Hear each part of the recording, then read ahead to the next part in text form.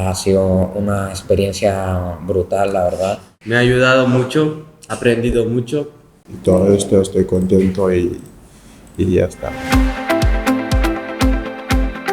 Siento que me dieron una herramienta profesional para poder trabajar en algo mientras pienso que quiero seguir estudiando. Quiero preparar mi futuro.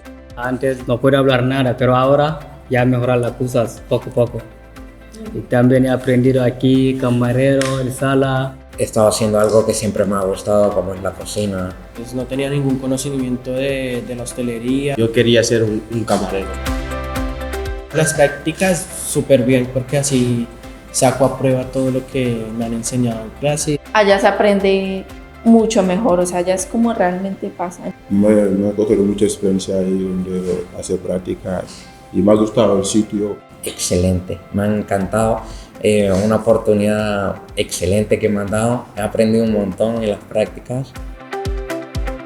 Sin poder hacer este PFI no podría hacer un grado medio, que es lo que quiero hacer el año que viene. Quiero hacer en PFI también, pero de mecánico. Yo solo trabajar. Sí, a mí me viene de verdad y no está tan claro en mi cabeza. Posiblemente conseguir el NIE, poderme meter a una CP dual o meterme un grado medio de quizás de hostelería o de cocina. El grado medio de cocina. Yo me voy a trabajar y estudiar, pero me voy a estudiar catalán porque me cuesta.